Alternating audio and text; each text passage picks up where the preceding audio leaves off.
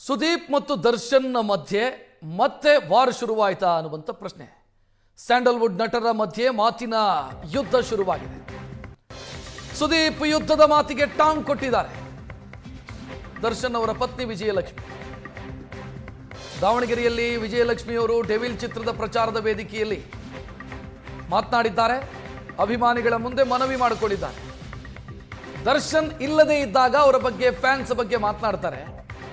ವೇದಿಕೆ ಮೇಲೆ ಮಾತನಾಡೋದು, ಚಾನೆಲ್ನಲ್ಲಿ ಮಾತನಾಡೋದು, ಇಂಥದ್ದನ್ನೆಲ್ಲ ಮಾಡ್ತಾರೆ.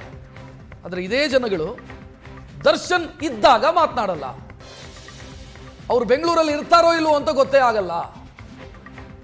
ಅವರ ಮಾತಿಗೆಲ್ಲ ತಲೆ ಕೊಡಿಸ್ಕೋಬಾರ್ದು ಅಂತ ವಿಜಯಲಕ್ಷ್ಮಿ ಮಾತನಾಡಿದ್ದಾರೆ. ವಿಜಯಲಕ್ಷ್ಮಿ ಅವರು ಈ ರೀತಿ ಮಾತನಾಡೋದಕ್ಕೆ ಕಾರಣ ಆಗಿದ್ದು ಮೊನ್ನೆ ಹುಬ್ಬಳ್ಳಿಯಲ್ಲಿ ಸುದೀಪ್ ಅವರು ಆಡಿದಂಥ ಮಾತು. ಯುದ್ಧದ ವಿಚಾರವನ್ನು ಪ್ರಸ್ತಾಪ ಮಾಡಿ ಮಾತನಾಡಿದ್ರು. ಅದಕ್ಕೆ ಇವತ್ತು ತಿರುಗೇಟು ಕೊಡುವಂಥ ಕೆಲಸವನ್ನ ವಿಜಯಲಕ್ಷ್ಮಿ ಅವರು ದಾವಣಗೆರೆಯಲ್ಲಿ ಮಾಡಿದ್ರ ಅನ್ನುವಂಥ ಪ್ರಶ್ನೆ ಮೂಡ್ತಾ ಇದೆ. 25ಕ್ಕೆ ಥಿಯೇಟ್ರಲ್ಲಿ ಒಂದು ಸಿನಿಮಾ ಬಿಡುಗಡೆ ಆಗುತ್ತೆ. ಆದರೆ ಹೊರಗಡೆ ಒಂದು ಪಡೆ ಯುದ್ಧಕ್ಕೆ ರೆಡಿ ಆಗ್ತಾ ಇದೆ. ಈ ವೇದಿಕೆ ಮೇಲಿಂದ ಹೇಳ್ತಾ ಇದ್ದೀನಿ, ಯುದ್ಧಕ್ಕೆ ಸಿದ್ಧ. ಯಾಕಂದ್ರೆ ನಾವು ನಮ್ಮ ಮಾತಿಗೆ ಬದ್ಧ. ಕೆಲವೊಮ್ಮೆ ನನಗನ್ಸುತ್ತೆ ಸೈಲೆಂಟ್ ಆಗಿರೋದು ಒಳ್ಳೆಯದೋ ಕೆಟ್ಟದೋ ಗೊತ್ತಿಲ್ಲ.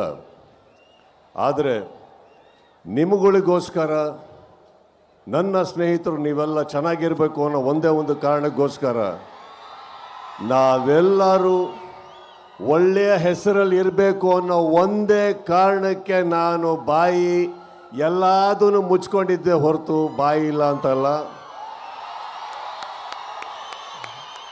ಬಹಳಷ್ಟು ಕಲ್ಲಿನ ತೋರಾಟ ನನ್ನಿಂದ, ನನ್ನ ಸಹನೆಯಿಂದ ನಿಮ್ಗಳ ಮೇಲೆ ಬೀಳ್ತಾನೆ ಇರುತ್ತೆ.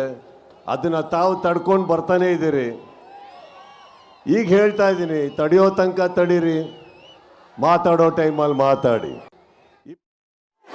ಕೆಲವೊಂದು ವ್ಯಕ್ತಿಗಳು ದರ್ಶನ್ ಅವ್ರು ಇಲ್ಲದೆ ಇದ್ದಾಗ ಅವ್ರ ಬಗ್ಗೆ, ಹಾಗೆ ಅವ್ರ ಫ್ಯಾನ್ಸ್ ಬಗ್ಗೆ ವೇದಿಕೆ ಮೇಲೆ ಹೋಗೋದು, ನಿಂತ್ಕೊಂಡು ಮಾತಾಡೋದು, ಚಾನೆಲ್ ಮೀಡಿಯಲ್ಲಿ ಕೂತ್ಕೊಂಡು ಮಾತಾಡೋದು, ಹೊರ ಕೂತ್ಕೊಂಡು ಮಾತಾಡೋದು ಎಲ್ಲ ಮಾಡ್ತಿದ್ದಾರೆ.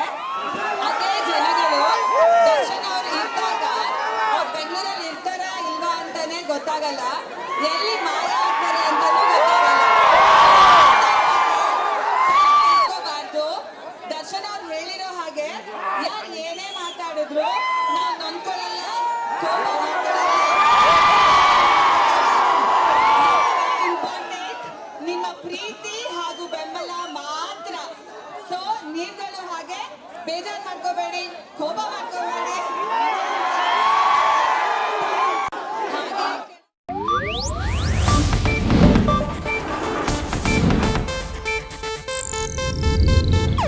ಇದು ಏಷ್ಯಾನೆಟ್ ನ್ಯೂಸ್ ನೆಟ್ವರ್ಕ್ ಪ್ರಸ್ತುತಿ.